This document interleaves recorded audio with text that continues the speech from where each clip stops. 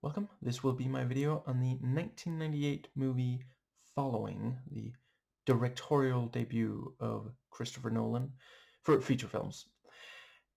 And I am going to start with a review that's not going to spoil anything about the movie, and after that, I'm going to verbally let you know when I will get into spoilers for this movie.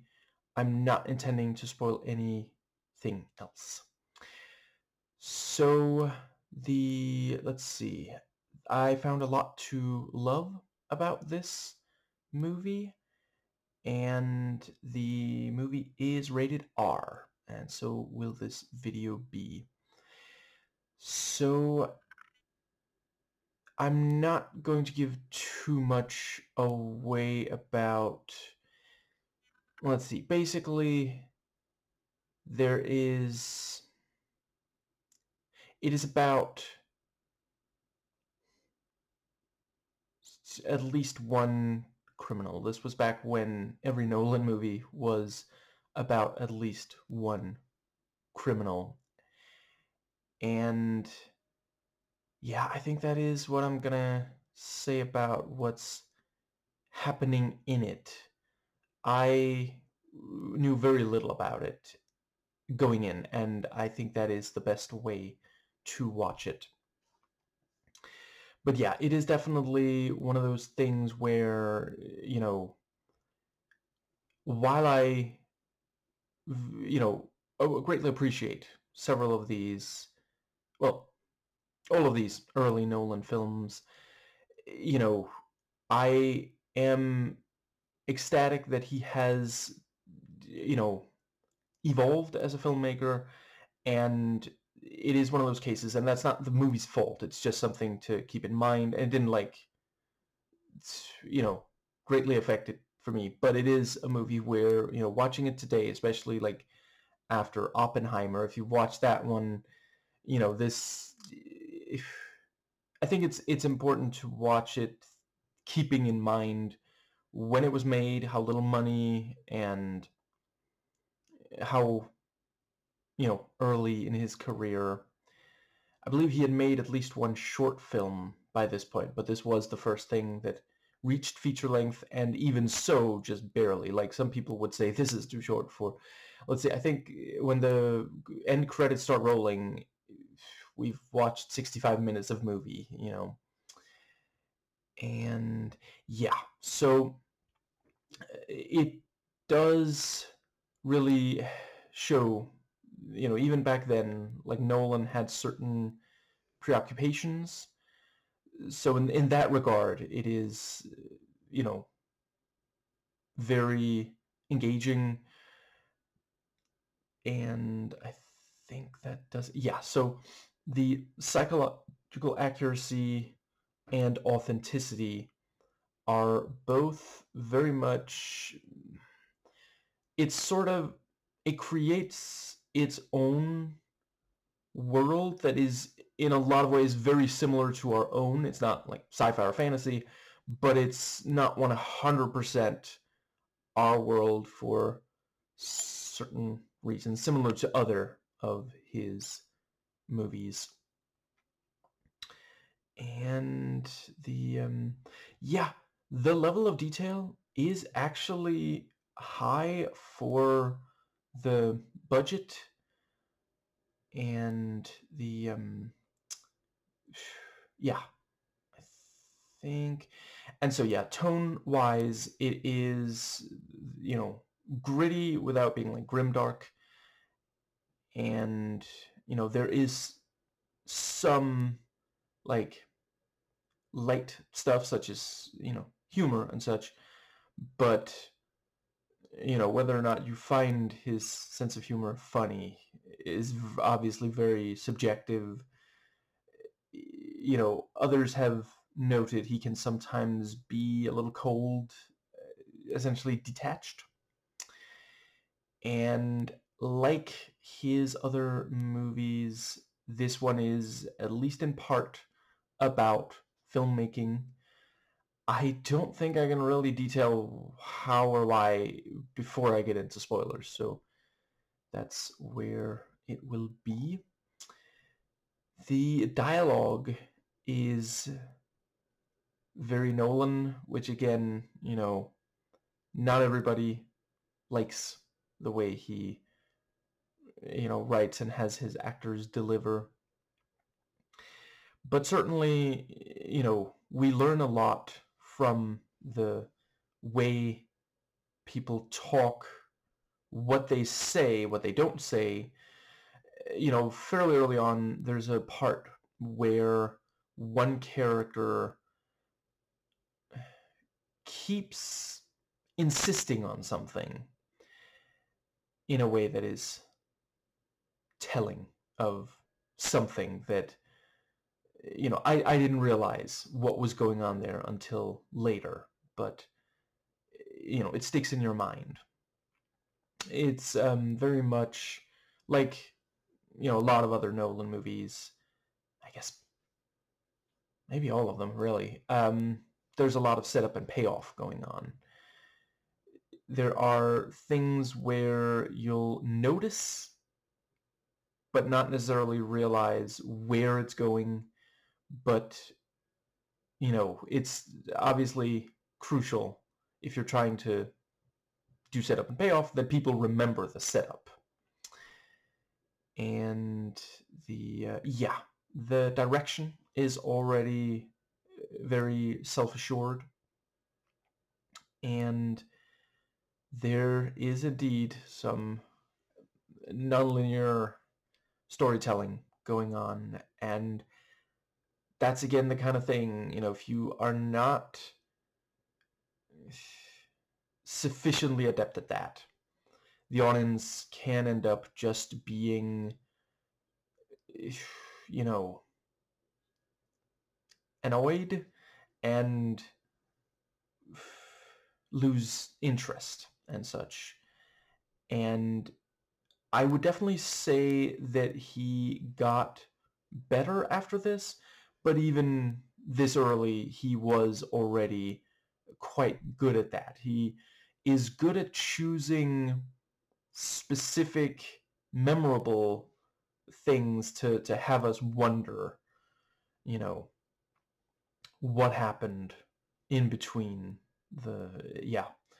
and it's also clear, it's easy to tell when we're looking at something that is in a different part of the story than what we saw just before, which again, crucial for this sort of thing.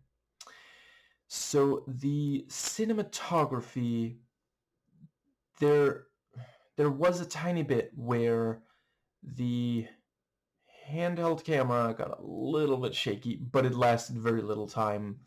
And mostly, that's something that I will say I didn't fully realize until I went back and rewatched, but you could see it in Memento as well. I forget if it's in, I think these might be the only two of his movies, but, here, very early in his career, the cinematography is a tiny bit, it's not as compelling as in his later movies. And, it's not a huge deal. It is just something, I think. But yes, the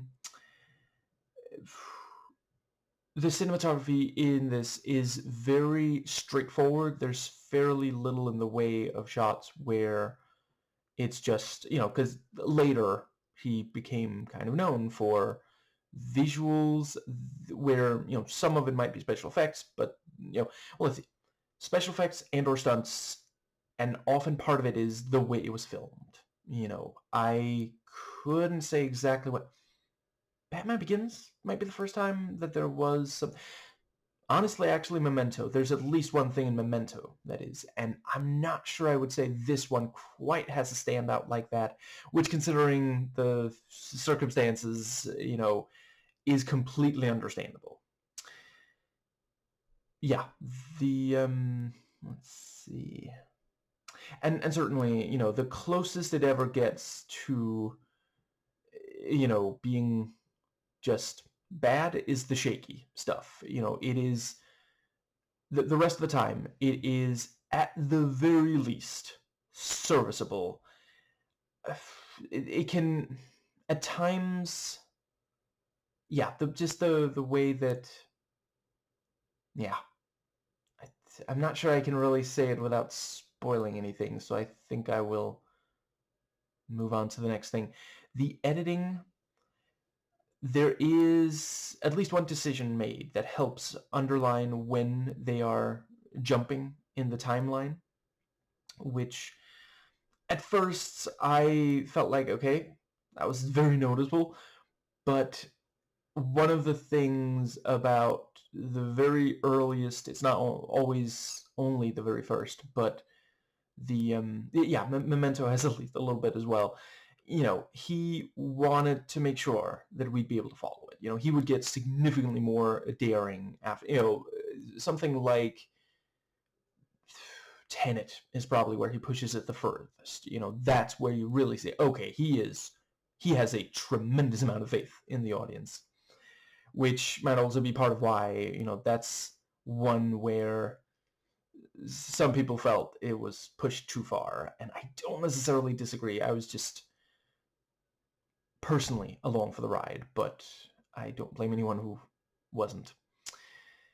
And yeah, the production value is better than one might think, considering, and part of it is that I hesitate to say set design because I think it was more location shooting, but yeah, as far as locations went, they found places that they could just film without, let's say, I think it was like, um, at least one place was somewhere where one of the people working on it lived, and Nolan, convinced them to let him film there. And that obviously means that they can save some money there and still get a place that is, you know, that doesn't have to look cheap. And yeah, the location scouting genuinely, yeah. So I described at least some of that.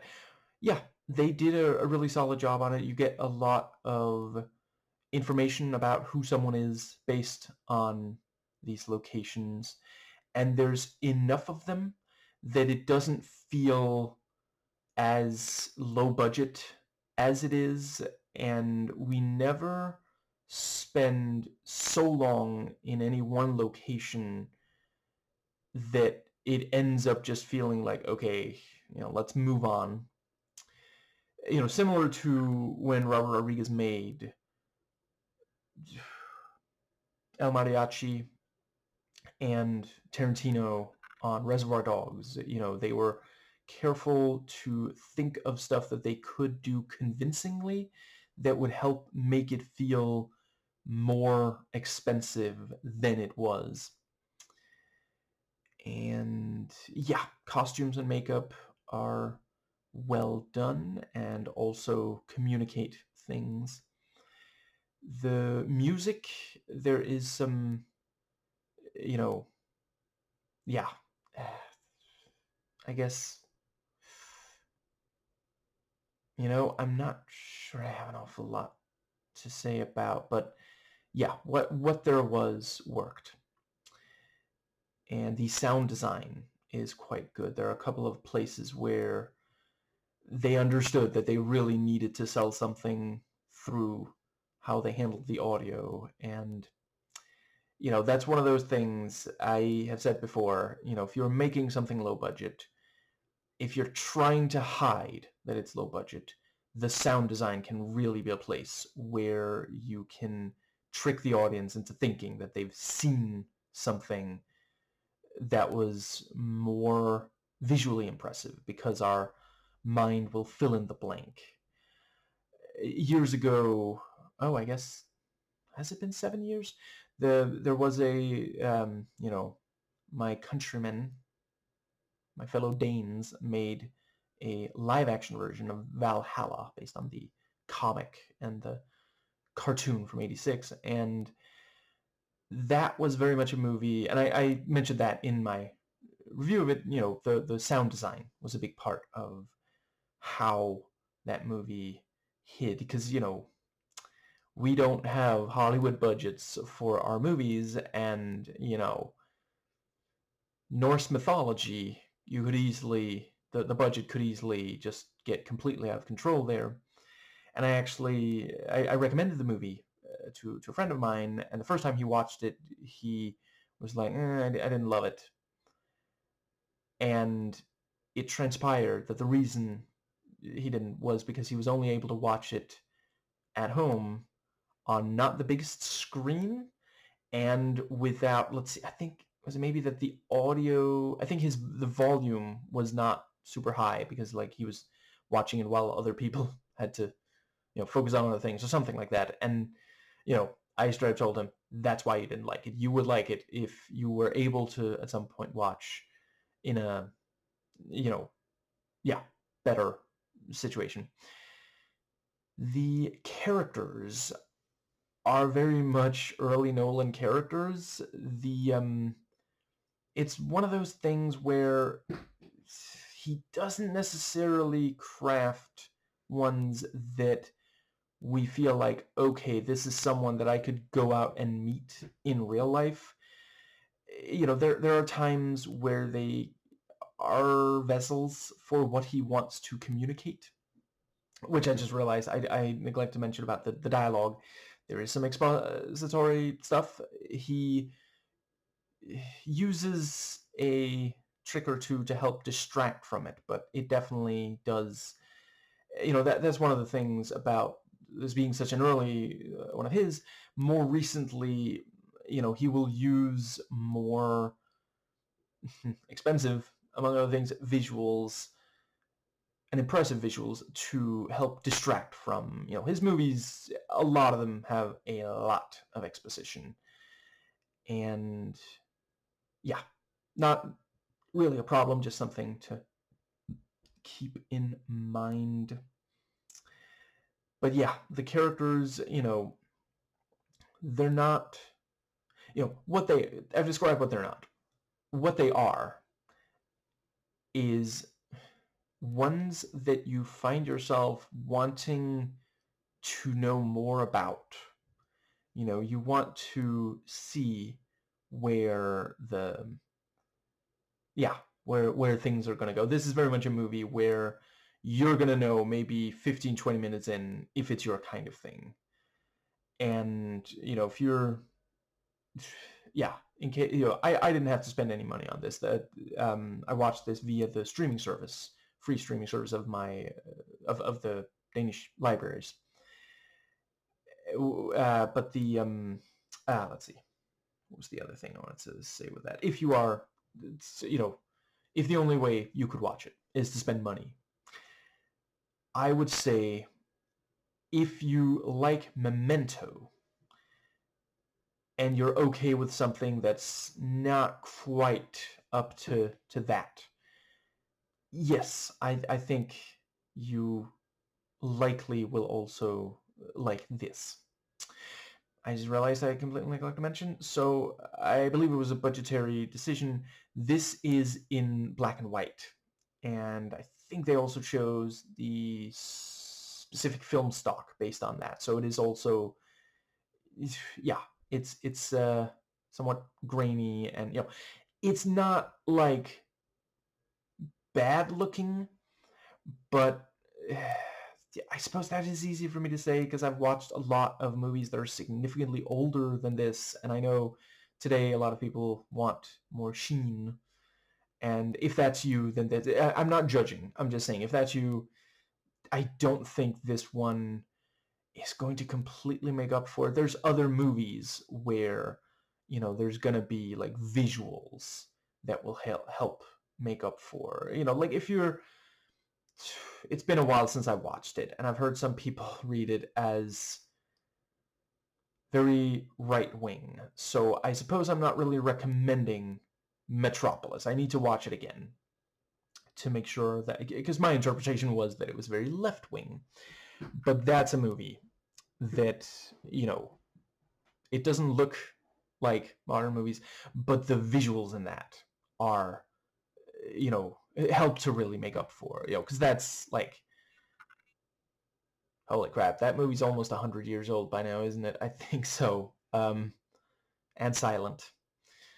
But yeah, I think that might more or less cover.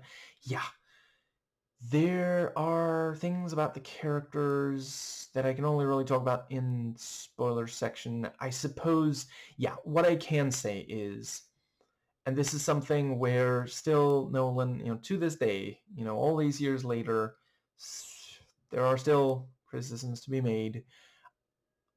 I would argue that he's gotten better. He definitely struggled with it here very early on, but yeah, gotten better. But here early on, here at the start, the way his female characters, yeah, there are some issues there.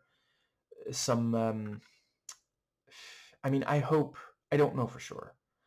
I'd like to think that Nolan is not a misogynist and wasn't when he made this, but is maybe inspired very heavily. We know that he loves a lot of movies. There's a tremendous amount of misogyny in movies made here in the West, and I think that's more where it comes from, but beware, that is definitely a thing here. And yeah, the acting is quite good, and there's just enough variety. There's not a huge amount of characters, especially ones that we meet and spend time with, get to know, but there is sufficient, in my opinion at least, variety between them. The pacing is good. It's not amazing. It doesn't really waste any time. Honestly, I think one of the things, and I'm not the first person to note this about this movie, it is style over substance. He got much better at including substance. Yeah, not even terribly long after this one. And yeah, that's just something to keep in mind. That's again something, a lot of, filmmakers' first work, and he was also, quite young when he made this. So there is, let's see. Yeah, it is essentially a thriller.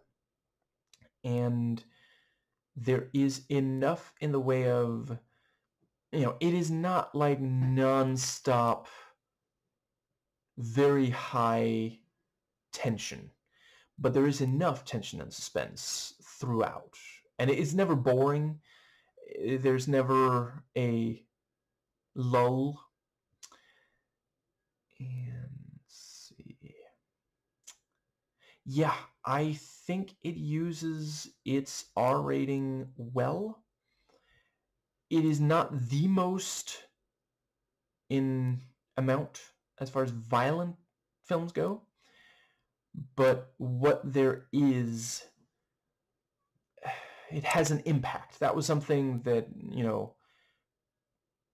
I mean, I wouldn't say he ever really lost it, but I do think he is one of those, he is better when he has an R rating to work with. And I acknowledge there are others who, let's see.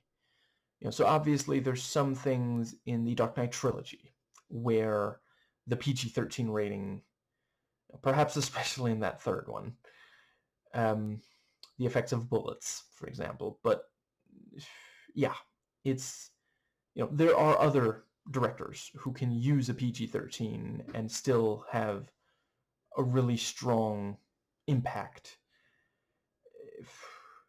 Yeah, so I think, yeah, the violence in the movie helps with stuff like stakes and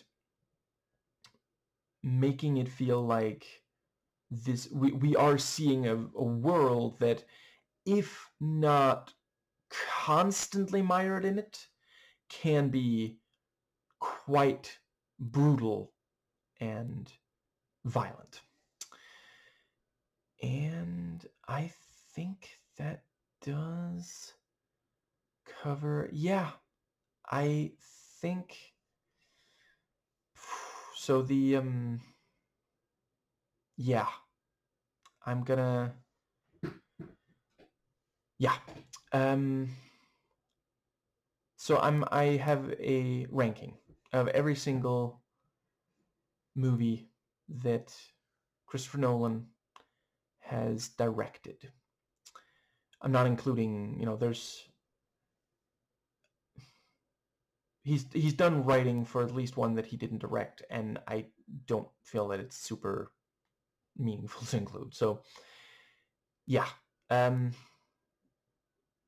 Dunkirk remains the only that I don't love.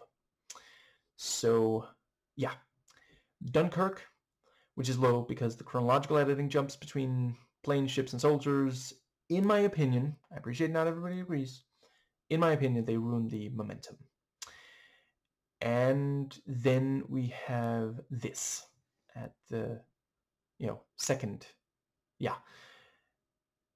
And it is simply yeah.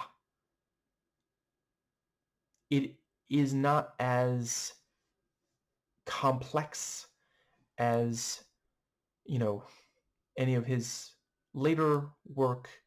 And though it is an interesting idea, I wouldn't necessarily say that it graduates into something, more than that.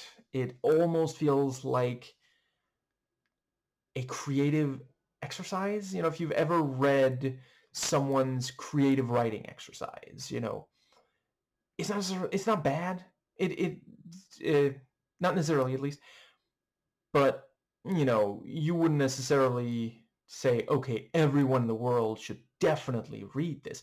It's interesting, and it's a movie that, a lot of the time, it's the people that I've come across that even know this exists, much less have watched it, tend to be Nolan completionists, and I think that makes a lot of sense. Like, you should probably not make this the very first Nolan you watch unless you are already planning on watching more. I don't think it was necessarily meant to just, like, get him a Hollywood budget, for example. I think it was just saying, hey, here's something, a lot of, like El Mariachi. I wouldn't necessarily say Reservoir Dogs. I think that with that one, Tarantino was intending to really grab people. And yeah, so continuing with the ranking. Insomnia, low, because while it definitely holds up, it has aged very well. It is very clearly early stage Nolan. Memento, low, because it is a tad too contrived for its own good. And this was something, I'll admit, I struggled to admit to myself at first, because when I was, I was not 20 yet when I first watched that, and at that time it seemed like just the most amazing thing. And went back, watched it years later after watching some of the more recent work, and I could really see that, yeah. And Batman Begins, low, because it is in way too much of a hurry. The Dark Knight Rises just is not quite as solid as the top picks. Interstellar, because it is schmaltzy. The Dark Knight, so near the top because it is basically completely flawless. And so are the rest that I mention after this. To be clear, I am not saying that you are wrong if you find something to criticize about them. I'm saying I've heard a number of criticisms of The Dark Knight and the movies that I rank above it that I don't always agree with them. Some of them I do, but I understand them, and it's because they're saying, well, you know, on a conceptual level, there's issues here. Like, I thought the criticisms of The Dark Knight made by Renegade Cut made a lot of sense. But as far as the craft go, as setting out to accomplish something complicated and nailing it, in my opinion, yes, The Dark Knight and the ones I rank above it all fit that bill. And right, I guess I haven't said yet, just to be clear, like, you can hate Nolan and, you know, that's fine. I absolutely do not. Like, there are definitely some things that, you know, I am very much enjoying his evolution as a filmmaker. I would not currently rank him as one of the very best in all regards. Like, you know, Scorsese has made movies that are better than Nolan's, for example. Anyway, I think, right, and yeah, obviously I'm not saying Scorsese is entirely unproblematic. Now, yeah, above The Dark Knight, we have Inception, one of the most emotionally engaging, a legitimately fun heist film on the surface, and an excellent metaphor for the creative process, especially filmmaking. The Prestige, incredibly effective exploration of obsession and magic and how the magic and how the tricks grow is some of the most fun that Nolan has making these. Tenet, genuinely the very best spy action thriller that I've watched out of the more than 60 years worth of them that I've seen. And though I certainly didn't understand it the first time I watched it, I absolutely felt most of what Nolan wanted me to.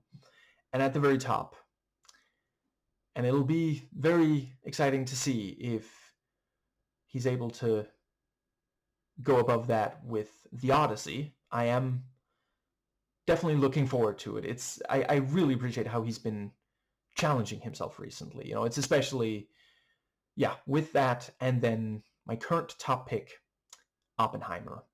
Hits the ground running, never stops, explores both the man's work and how it hit him after.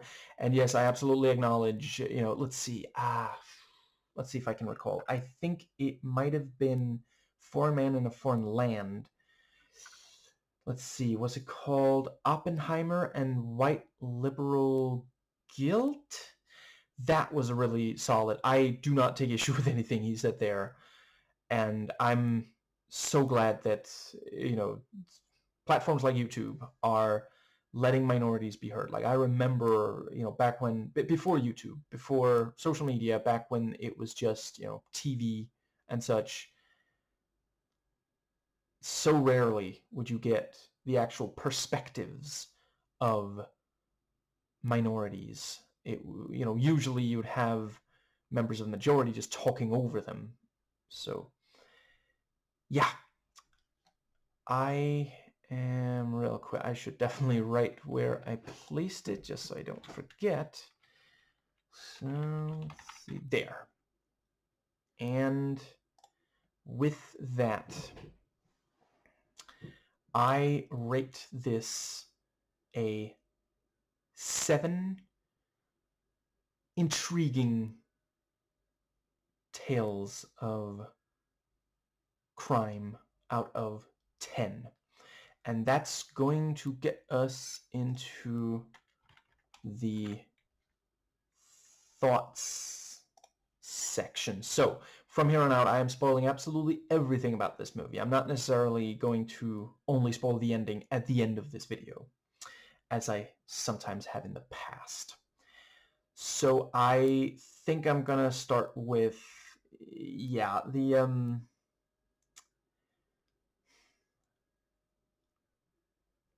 misogyny, which I don't know if I've made it clear, was probably the thing that bothered me the most. And I think part of it is that, you know, this is neo-noir. probably said that in the spoiler-free review. Whatever. If you could just like mentally pretend, yeah. Anyway, the both film noir and neo-noir have a history of misogyny.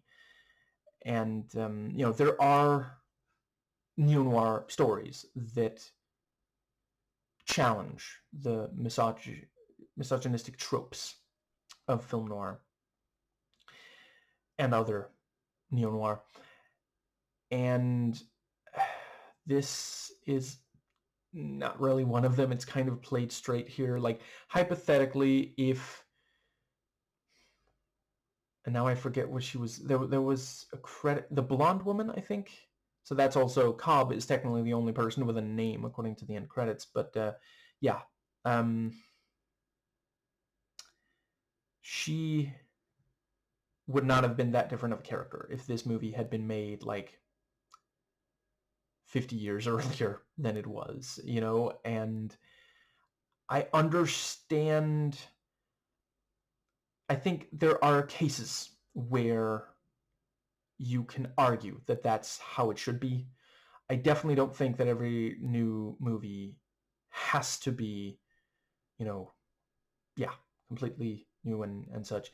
And it's also the kind of thing, I don't think it would bother me as much if I didn't know that he kept, like, if he has gotten better, but there are still issues when it comes to misogyny in his films. But yeah, the blonde woman is one of the most, not the most, but of Nolan's female characters. She is one of the ones who are just the most, genuinely does something really, really awful. And I appreciate that he at least does have her say, no, it'll work out. Don't worry. You're not going to jail for the old woman. And the fact that it ends with her brutal death is also,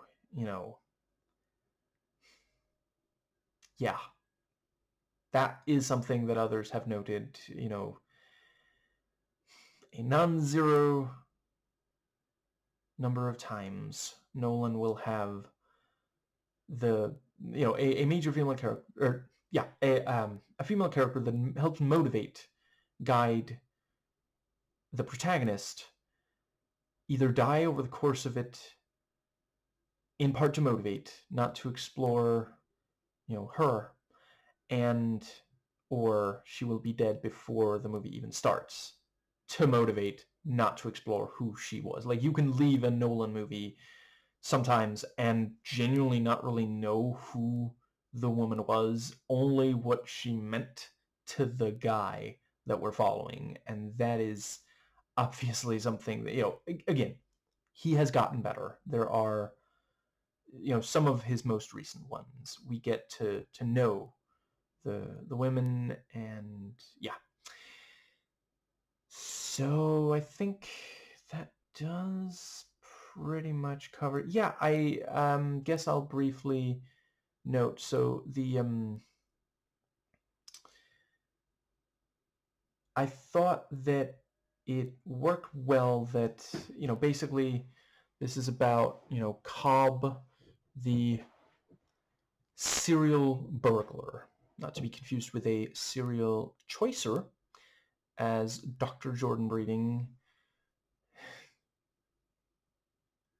described Jigsaw in his, I guess by now not recent, it just took me forever to find the time to watch, 4+ hour video on, where he goes over all the Saw movies, which, if you haven't watched it, like, if you can stomach Saw stuff, which, I'm not judging whether, I watched the first one personally. The first of those movies wasn't really my kind of thing. I don't mind the violence. It wasn't my kind of thing, Like, hypothetically, a movie that's around the same time and also very harsh and intense with violence and gore.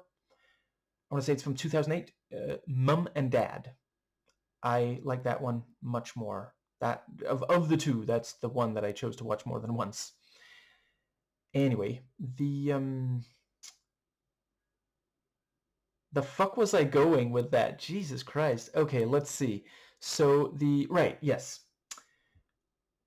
The way that over the course of the movie, Cobb, you know, we think he's training a partner.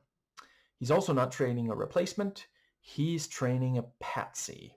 And that is genuinely a clever, because the very start of the movie sets up that this is in part about voyeurism and, you know, knowing someone without them realizing that you know them. And by the end, you know, basically every major character that we meet knows more about what's going on than I think it's just credited as the young man. You know what? I'm going to name him protagonist, protag. And yeah, I appreciated that sort of reversal. And I guess this is a good time to talk about. So yeah, like the other Nolan movies, this is in part about filmmaking. And other than the fact that it's delightful that Nolan apparently got the idea for this after he himself experienced a burglary, because he was like, I wonder what they're thinking as they're going through my stuff. That's, yeah, that's Nolan. Ba-da-ba, ba-da-ba. And yeah, the way that the anyway, yes, it is not the case for every single writer out there, and it's not right for everyone. It's not wrong to do in all cases, whatever. There are writers who will indeed, like,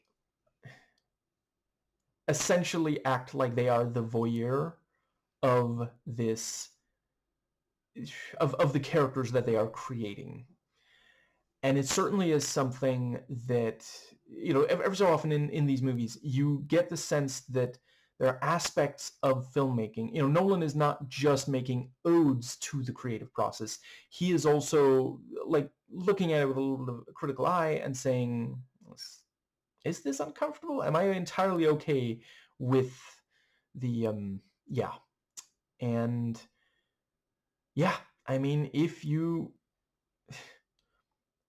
feel bad about thinking at all about the most private moments, like, you don't necessarily have to, like, fucking fetishize it or whatever, as some, you know, there are stories where the author is fetishizing, but yeah, if you constantly feel uncomfortable about looking at and you know, coming up with, evolving the most personal moments of the lives of the characters that you are telling a story about, that's going to be a problem. You're not going to get very far. Your characters are not going to be very layered. And if that's what you're going for, that doesn't have to be the case. Yeah, that can be an issue.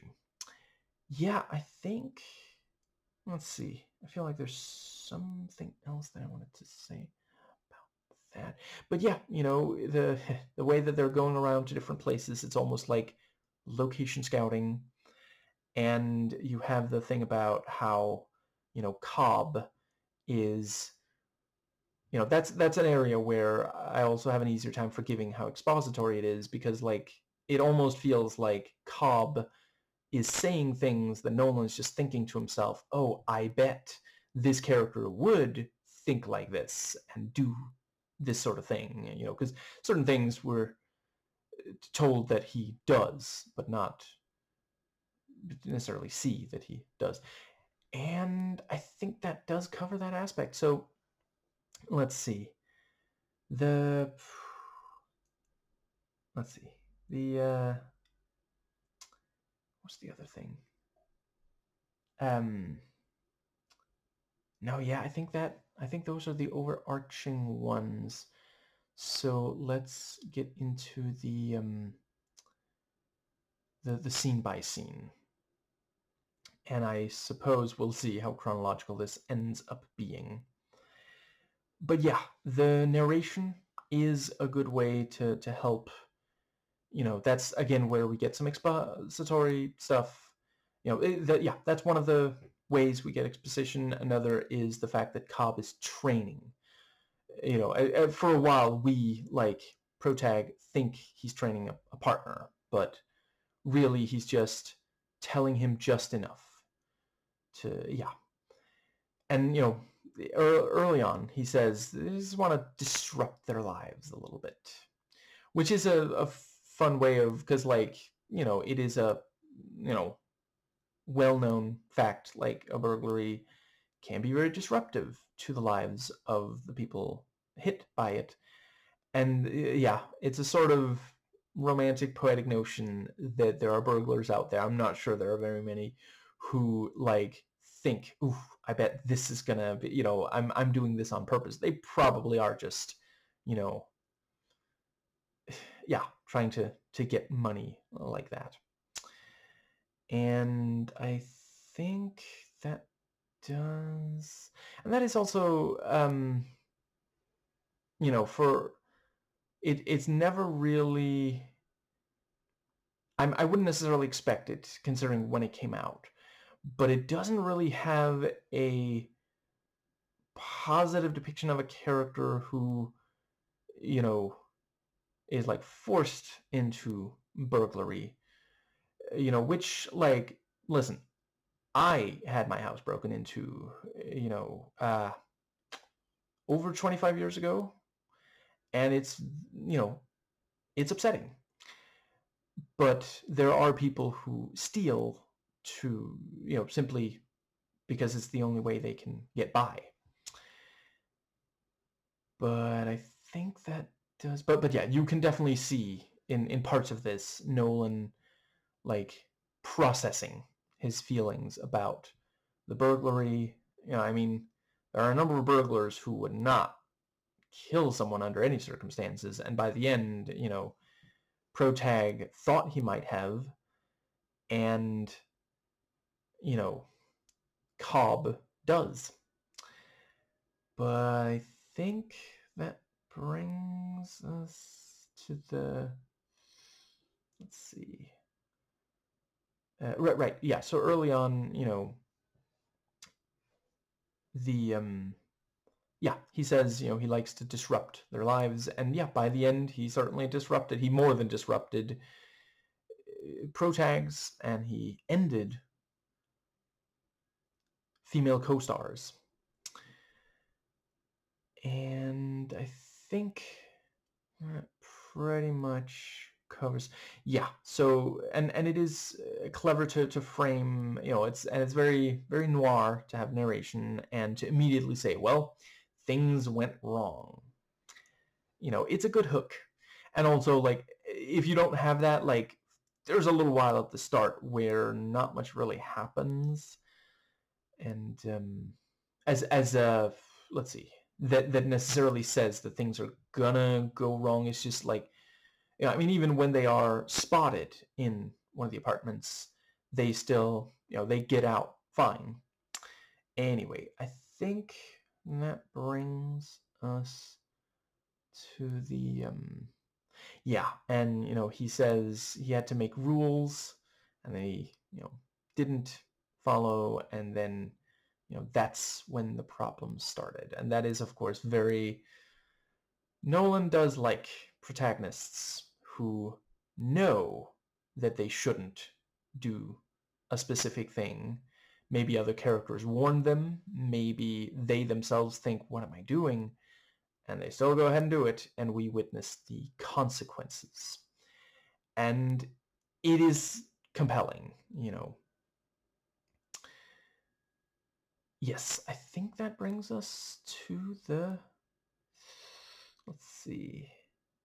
Yeah, and so we see him, following some people, and I think it's also very early that we see him, you know, spitting out the rubber glove, and there's blood on his face. So, that's a visual that has us thinking, how did that happen? And also later we see, we can see from his face, okay, this must be after that because he's starting to heal. So very nicely done on that. And yeah, the idea of cutting to, I guess is it ever more than like a second or two of pitch black screen? It it felt very like classical film. Like I'm not used to seeing that outside of like silent films, and that's when they're doing like dialogue and such. But yeah, it helped to delineate, and I think he was worried about. And it is like I saw in the IMDb trivia, there's 31 chronological jumps in this, which, and someone made the pun, it makes following the movie more difficult. And yeah, and that is like, the movie's 65 minutes long, so that's like an average of one every 2 minutes almost. So yeah. Now I think that does bring us so yeah, he follows Cobb, and then Cobb approaches him, and right from the start, like, I don't know anyone who I would compare to Cobb or um, Protag, but I kind of want to know more, like the idea of him, yeah, just following people around, and you know, yeah, the and yeah, Cobb, he's good, and he's always looking out for police following him. So he picks up that someone is following him, realizes this is not a cop, and decides to use him, which is also, he's taking care of loose ends, two at the same time. Now, I think that does, yeah, and it works well that, early on, like when Protag just says, I was lonely, I was bored, so I started following people. Yeah, it feels like, okay, yeah, that is, it feels like the kind of thing that, would, although, yeah, I guess, see, the thing is, that's when you do a nonlinear story like this, because basically the entire movie is him telling the cop.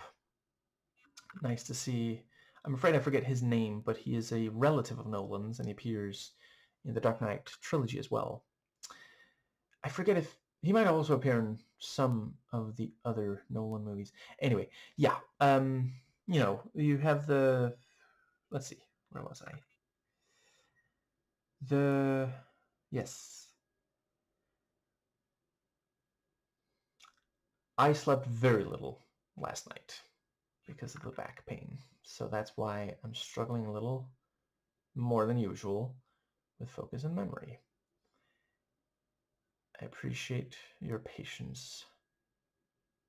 Anyway, I think that brings us to the yeah, so he tells the cop everything we see in the movie, and early on he says, I started following people because I was bored and lonely, but he seemingly also tells the cop that he talks to the, basically anything as best I could tell, anything we see in the movie where Protag is present is something that he is telling the cop. It's only the stuff where, it's, for example, Cobb and,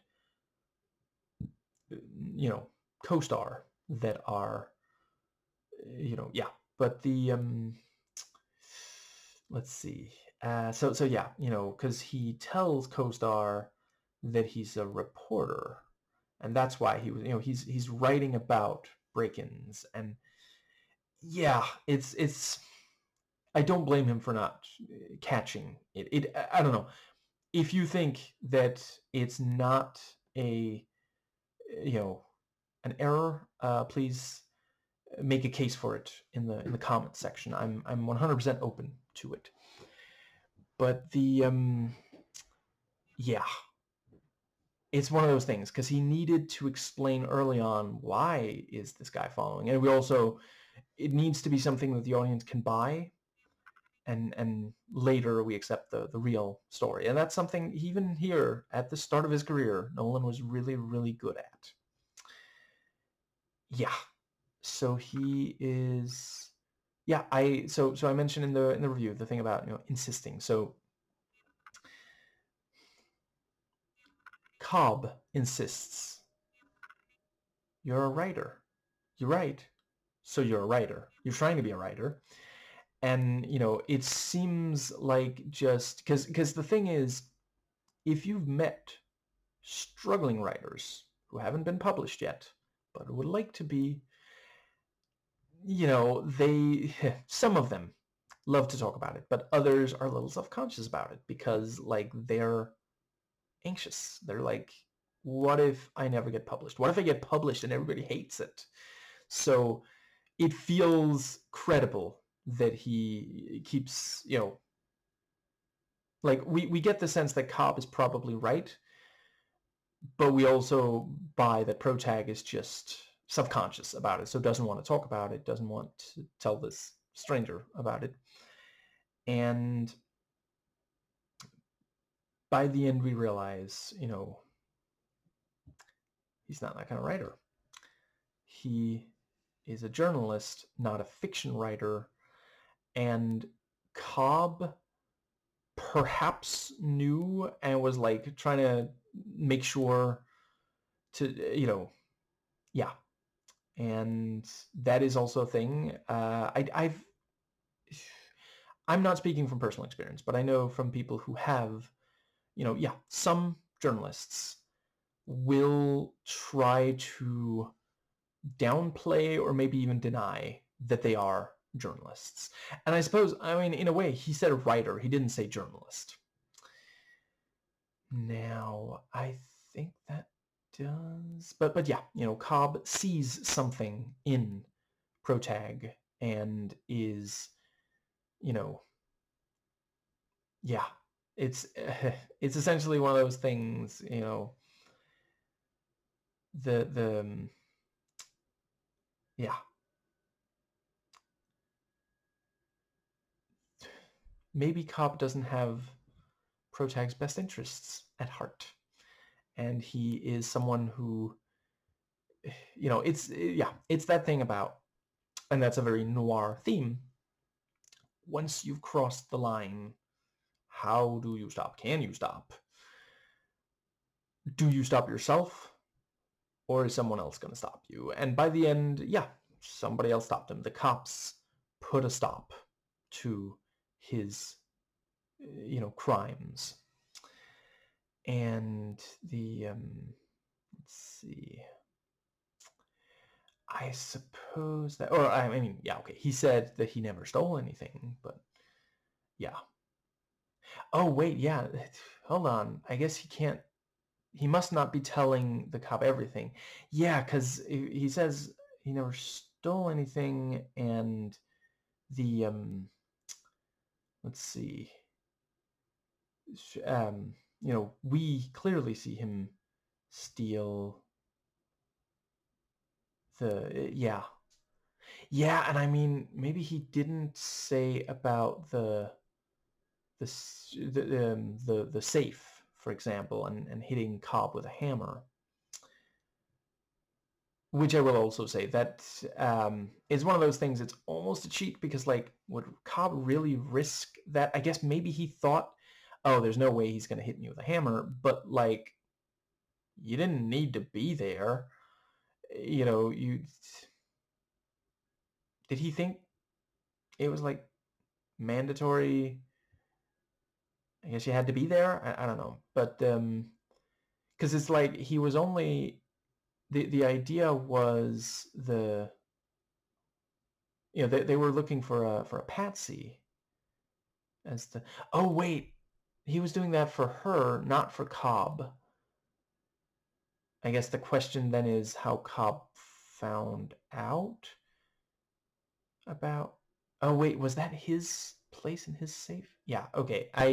Thinking about it, I guess there's a couple of things that I don't really completely am sure about. Anyway, yeah. the scenes of Cobb, taking Protag to different apartments, and you know, yeah, the various little pieces of advice, and like drinking some of the, which, I don't know exactly the psychology behind, but I have heard of people who would like take food or drink from, which, you know what, maybe those were people who just didn't know how else to get something to eat or drink. And that I do really sympathize with. And we have to make sure that nobody needs to break the law to get basic necessities met. Food, drink, shelter. Yeah, the but yeah, the idea that someone would do it just to disrupt, yeah, I can appreciate why Nolan finds it fascinating. It is, I forget who said it, but someone said that Christopher Nolan is a man who wants to but doesn't quite understand regular people. And yeah, it is very fascinating to see the the ideas he comes up with as far as why different people do the things they do, and such across the various movies. And for sure, sometimes he nails it. Now, I think that brings us, let's see, where did we land with that? There's let's see. There's definitely one other thing that I really wanted to make sure. No, I guess that covers those first several break-ins. So yeah, after a while he's following, actually, yeah, I think the very first time that he looks at Co-Star and the and starts following her is very early, and then later we see, oh, they broke into her place.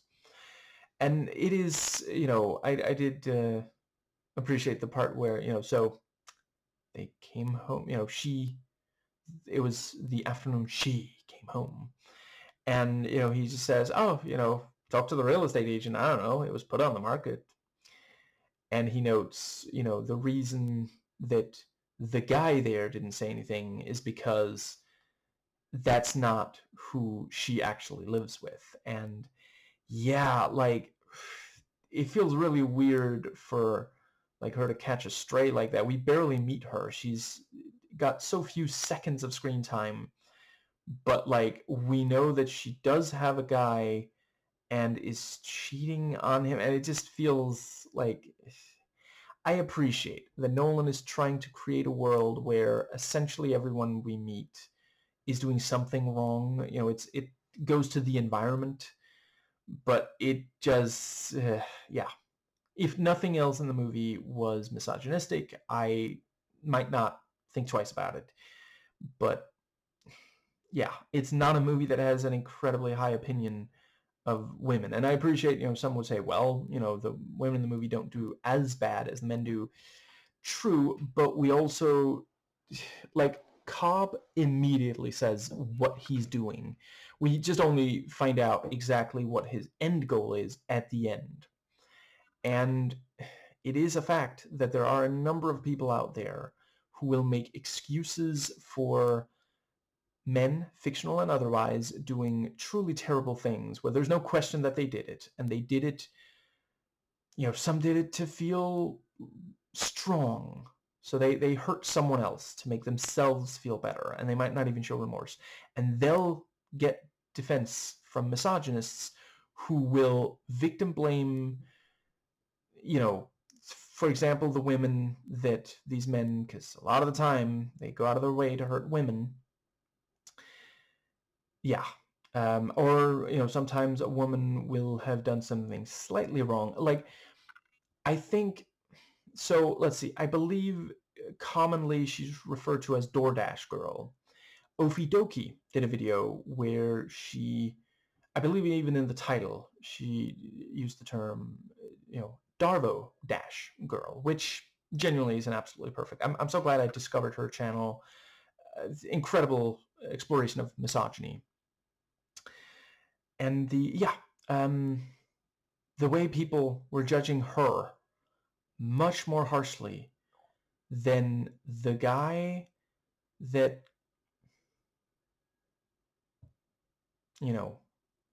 hurt her is just ridiculous. So, yeah, let's see. I think because like at the end of the day, you want this thing of like, oh, she got home early. It could have been a nooner. It could have been that, the it could have had that she was either single or that her partner, got off, early, and it didn't have to be cheating, and like afterwards Cobb even says, oh, she's the one who's cheating, and I totally fucked things up for that guy, because of the pansies, and yeah. Let's see, I think that does bring us to, yeah, and we have the part where we see him take co-star to his place before we see Cobb push Protag into breaking into it, which we realize later he was testing. He was seeing if he would protest, and that's part of why Cobb purposefully breaks that, I forget what those are called, but the little figure thing. And let's see, yeah, and I like the detail that as soon as you have the thing about the several comments about the typewriter. He has a typewriter. Maybe he's a writer. No, he'd have a computer. He thinks he's a writer, so he's really fucking with him. He's like, you're nothing. You're dog meat, pal. And meanwhile, when she shows up, he immediately, when he invites her home with him, he immediately tells her, oh yeah, I'm a writer. See? And I wonder if he seemed to type randomly. Is he going to have to start over on that page, or is he going to use like, what are those called? What, whiteout or something?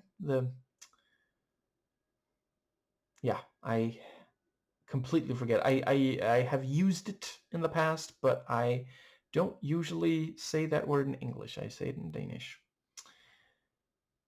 The one of the Danish nicknames translates roughly to the kind of ink you use when you screw up. Anyway, I think that does, yeah, and so he approaches her in the bar, and it's one of those things where, so yeah, basically he goes up to her and says, can I buy you a drink? And she says, we can't have sex. Do you still want to buy me a drink? Because there are a number of men who the only reason they'll, for example, buy a drink for a woman is to sleep with her. And it's one of those things like she is seeing through him, because that is part of what's going on, at least. It's not the entire thing. He does, part of it is that he feels guilty about the stuff they took. And let's see. But yeah, and the fact that she says there's no way they're having sex, and then later they do, is also just one of those things. And I appreciate that was, back in the 90s, a lot of media was still going off this, and there's still a bunch of media. But listen, if a woman says she's not interested in you sexually, respect that,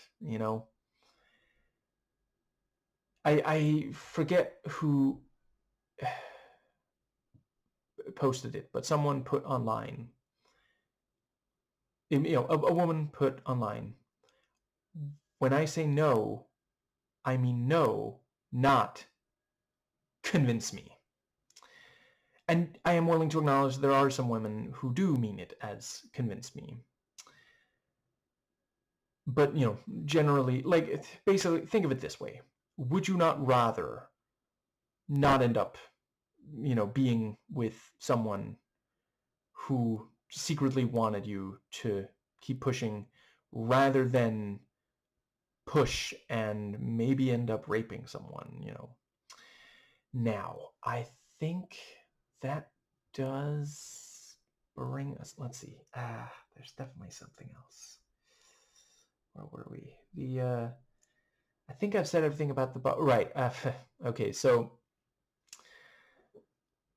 one of the ways you can tell that Protag is young, and Nolan was young when he was making it, is that he describes the crime leader as Baldy,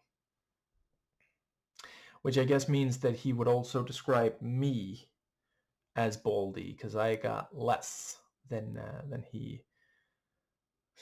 I mean, receding hairline is right there. He's not bald, but yeah.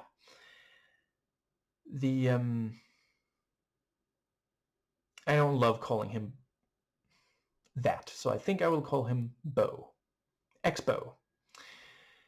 So but yeah, and immediately, you know, well, he's dangerous, and he gets jealous, and he's looking, you know, yeah. And by the end, we find out just how dangerous he is. And I thought they did a good job of him having a lot of weight in the story, even though we don't actually spend very much time with him. And let's see. Yeah, like Protag never has a conversation with him. Now, I think that brings us to the part where let's see. So yeah, they go to a restaurant and talk about, you know, yeah. So you know, now it is, you know, at one point he says, you know, I can't afford this, and so, you know, Cobb says that he has he'll pay for it, or it will be paid for, or something like that.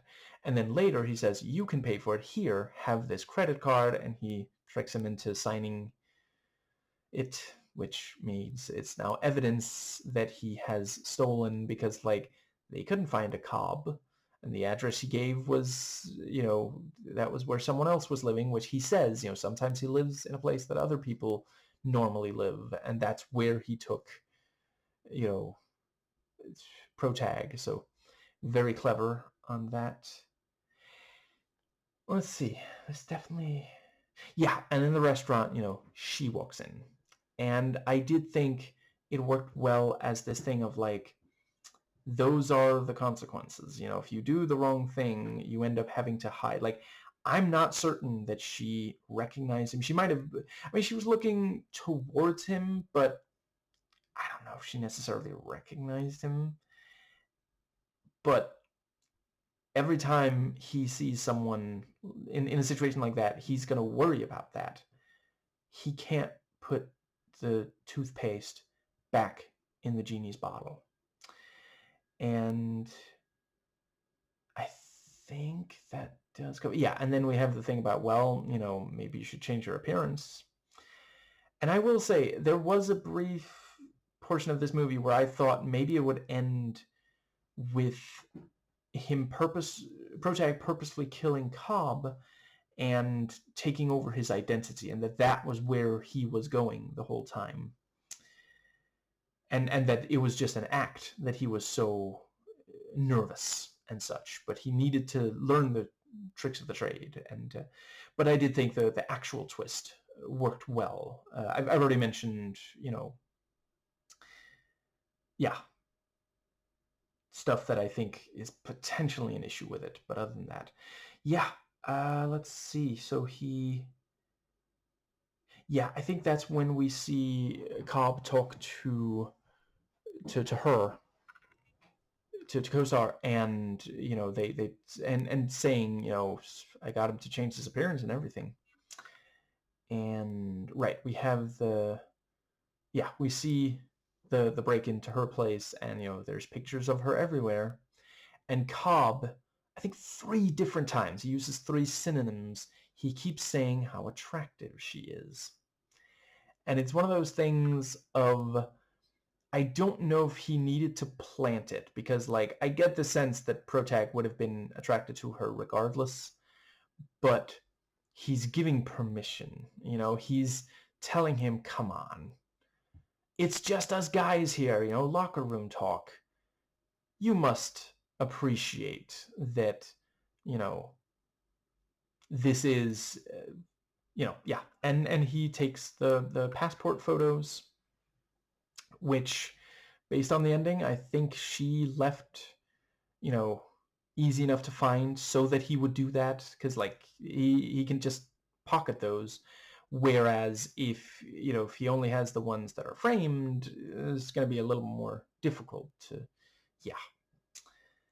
And then once we see the break-in, we also appreciate, oh, that's why she was annoyed earlier, which was of course also, if you're making a noir story, she ends up being a femme fatale. A number of those start out pushing away the guy rather than trying to very obviously reel him in. And the movie is acknowledging that, yeah, some men, when they hear a no, she even slaps his face and says no sex and all this stuff, but then she says, meet me outside in 10 minutes, and he does. He didn't have to, but and I will say something I definitely appreciate is that it acknowledges that sometimes when a man, and okay, so it's very important to not, is the word catastrophize, maybe, so obviously I am not saying that this is like always the case. I don't know the percentage. It's possible studies have been done, but it is a fact that sometimes when a man starts a relationship with a woman, it wasn't just that, like, they spotted each other and he, felt attracted and just walked up and tried talking to her. Sometimes it is that he sees her, she doesn't realize that he's watching, and he decides that he's going to start a relationship with her. And so, yeah, I do really appreciate that. And that's the protagonist. That's not Cobb. It's not ex-Beau. So, and yeah, as usual, it is quite common for there to be something about, I guess, is that a spoiler to say? I'll say there's at least one major character in a lot of Nolan movies. I'm trying not to spoil the rest of them. Who, there's something about where it's like, oh, don't do that. And I think that brings us to let's see. Yeah, and we have the thing about, so he pretends, he says, oh, I'll sell it. Earlier he said, I wouldn't know how to sell it. And Cobb was like, come on, you should learn this at some point. And it does really seem like for a lot of the movie, I thought that it would end with Protag being, a thief rather than, I mean, it's, let's see, England, I guess they don't have death penalty, so life in prison, I'm thinking, for 2 murders. No, wait, 1 murder, because the old lady was fictional, we find out. But yeah, the, let's see. And yeah, so Cobb says, there is an old woman and they're going to, I have almost been framed for it, cosmically. And that, again, it fits with the theme that, like when Protag sees the woman in the restaurant, it's this thing of like, if you hadn't done anything wrong, you wouldn't feel guilty, you wouldn't look guilty.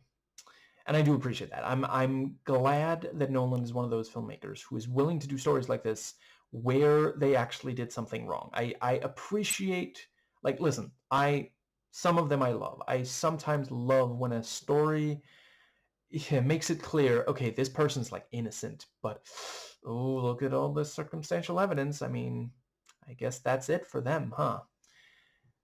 But I do think there are so many cishet white men out there who refuse to take accountability when they do something wrong. I'll admit, I have struggled with it in the past. I try to always be honest about it these days.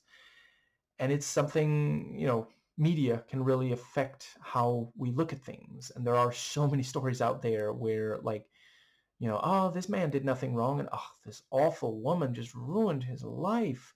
Why are women so bad? I guess, yeah.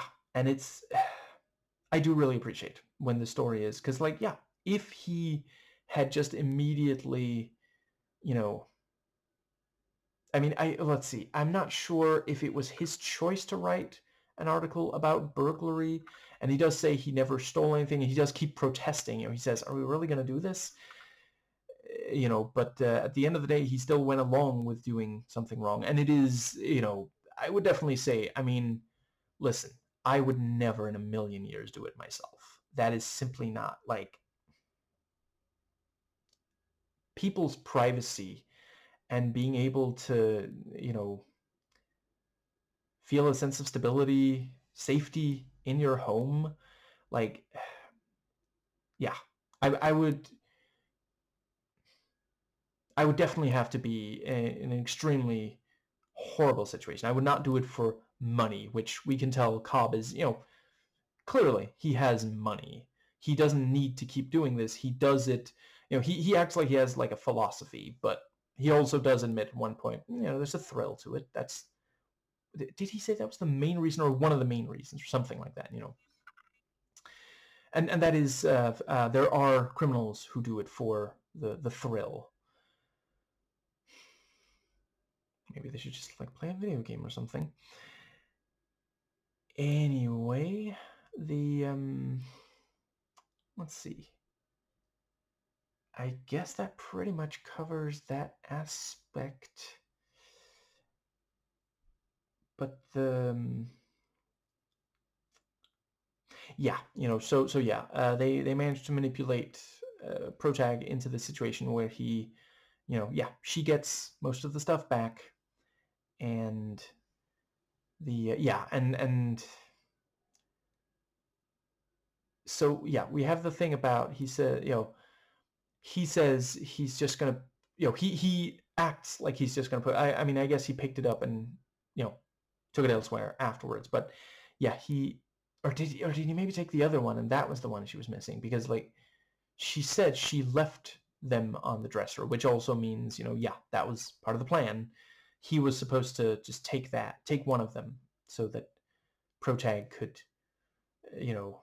notice, and that we would notice. And it's the thing, like, I did not realize he was, framing, but yeah, he kept one of them and put it in the box. There's always a box, and for him, it's got the stuff that, the credit card, and I feel like there was at least one third thing, but whatever, there was stuff in there that incriminated him. So yeah, Cobb broke into his place, which we already knew he could do, and God, the part where they laugh about, or he laughs, I'm not sure she did, but he's like, he bought the mat just so he could hide the key under. It was brand new. Oh, it was so pathetic. Like, oh God, what an asshole. But yeah, he broke in after the, and hid the stuff in there to frame when he knew that Protag was going to the cops. Yeah, I think that brings us to the part where, yeah, so, there's the thing about, so why are you still worried about Expo? Because he's dangerous. Well, how dangerous? And she explains, and yeah, that really is horrifying, and it's very much, organized crime kind of thing to do, including doing it in front of someone that they're trying to intimidate. And yeah, once she does leave, he, he thinks, well, she might tell, she might tattle. And let's see. Yeah, that was where the sound design was really, really strong. Because, like, obviously they're not going to show it. There's, yeah, it would cost money that they don't need to spend. And it is, like, because of the sound and his face and the way that it's filmed, because, like, we see his hand and then the camera pans to his face and then we see the hammer, like, we're supposed to believe it hit his hand. Obviously, he just like hit close to it, and I can imagine they might have even had the guy just like straight up move his hand as soon as the camera moved off it, so that the guy can just hammer where the hand would be. And yeah, that, holy shit. And I'm also glad we didn't have to sit through the entire, I think 2 or 3 of his fingers were hit before they moved on, which is enough, as the guy's explaining, these are my terms. I have 6 more. And I mean, I've already said Sam Raimi's on my head because send help. God, I can hardly wait. Let's see. I think, doesn't that bring us to the part where, so yeah, she claims that, there's the pictures, and so he goes there, he's got the combination. She found it in his trousers, and yeah, so yeah, if that, so seemingly that is maybe actually Cobb's place, because otherwise I'm not sure how he would be there. And yeah, there's no bag there to pick stuff up in, and he also didn't bring it, and he didn't, he's not careful about gloves, and yeah, the okay, right now I forget, but I think, did they mention that there were fingerprints by the safe that he broke into, maybe? Or yeah, I'm not entirely sure, but yeah, so he tapes the money to himself, and then hits Cobb with the hammer. And it's one of those things, like, if it really wasn't planned, that I don't really mind, but it feels, if it was, I think it was a silly risk for Cobb to take, even if he wanted it to seem like he was, because, like, yeah, hypothetically, let's say that he wanted Protag to think that he was dead, like, stage it with someone else, have someone in a mask, have Cobb enter, and then someone in a mask comes up behind him, appears to hit him, Protag flees, scared of being hit himself, and thinks Cobb is dead, if it was planned. Anyway, so he goes, and he does look in the envelope, as he had promised her he wouldn't, and he lies and claims, no, it's, they just fell out. And that I do appreciate. I'm not saying cancel out the misogyny, but I do appreciate, like, he lies to her a lot, like, very consistently. And yeah, so we have the thing with the, oh wait, was it that Cobb went there because, yeah, see, sometimes he's a little too eager to do the nonlinear timeline. Thinking about it, I think maybe Cobb found out that about the safe break-in because he talked to her, and she said that that protagonist went there, and that's why that happened. Okay, yeah, that does work. And then I think the idea is that the hammer, Cobb thought that he had control over the situation, because a lot of the time he does, but Protag has gotten more confident and is also telling himself that he's doing this for her. And maybe there is some truth to it, but yeah. Let's see. That does work. That is also, I do think sometimes Nolan, when he tries to craft a scenario where someone loses control of the situation that they thought they had control over, sometimes his writing gets a tiny bit contrived. And I do think, because, like, hypothetically, would Cobb really not have been just a tiny bit more careful? Because, like, if he had had something, I mean, just slightly longer than the hammer, like, doesn't even have to be a crowbar. Like, if he brought an umbrella, he has greater range, he can like poke in the ribs with an umbrella.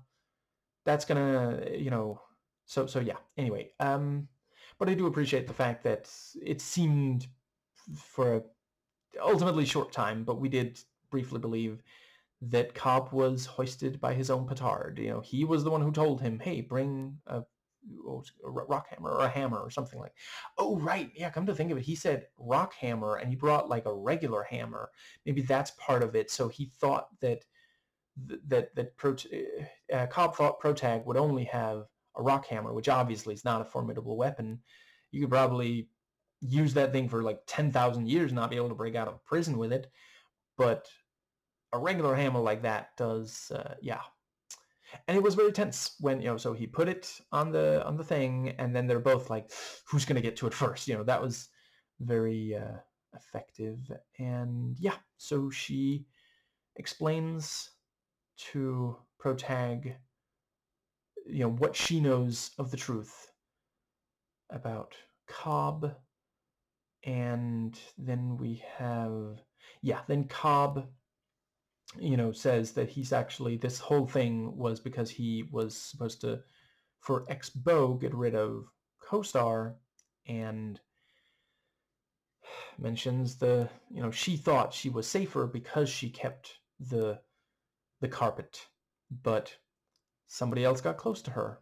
She didn't think Cobb would do that. Like, hypothetically, if one day Ex-Bo or one of the, so in the credits they're referenced as Heavy 1 and 2, which, oh right, so I'll admit, I worry sometimes I come across as snobbish, which, like, it's not my fault that I'm better educated. I'm kidding. I really don't mean to be snobbish, I swear. There's just one of the things is that when my mother was alive and when my father was working, they were both teachers. So not only did they parent, they taught. And that can kind of rub off on someone who's as much of a people pleaser as I, can be. Anyway, in old Hollywood, the word heavy would be essentially the word for the villain, or maybe the right hand of the villain, that sort of thing.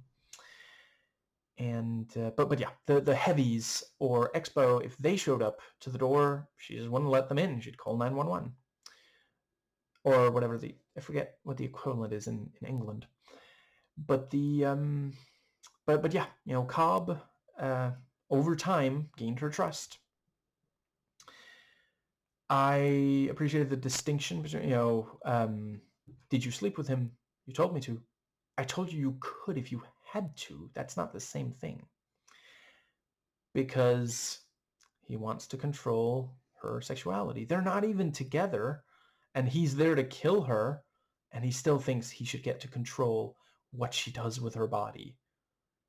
And the fact that he said, if you have to, you can, doesn't mean that he's not angry with her for doing it, and that is like, it's sad, but there is a lot of truth to that, and that's something where, I mean, that has to be called out so we can improve.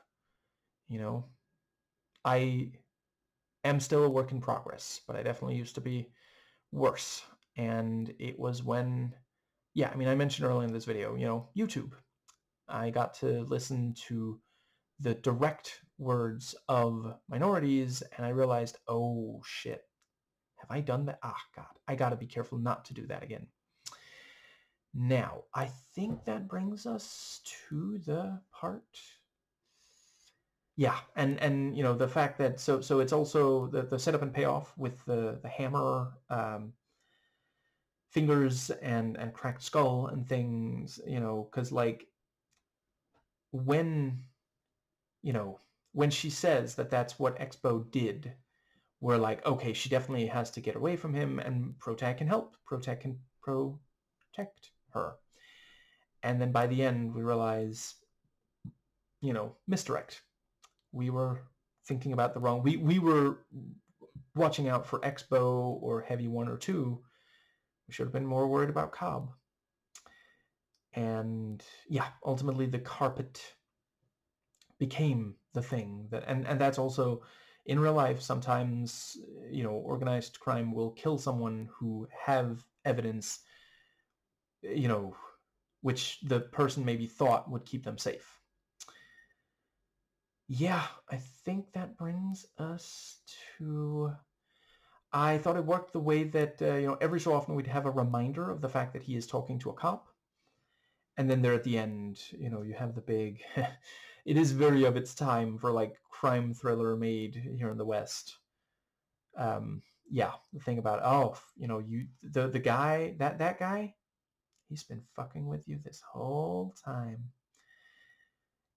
And I mean, I'd be lying if I claimed that I didn't. Like, I have a soft spot for that kind of thing. But yeah, so the let's see. Yeah, and the guy whose credit card that was also the person whose apartment Cobb was living in, where Protag said they could find Cobb. And yeah, one of the visuals that works really well here is the bit there at the end where he disappears into the crowd,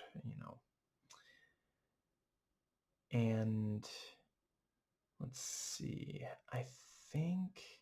Yeah, and good planning on that. Like, obviously they had to time it just right to make sure that people would be walking in front of the lens for just long enough that Cobb could escape, but not so long that we're like, okay, I see where this is going. Just reveal that he's gone, And I think that does cover... Let's see.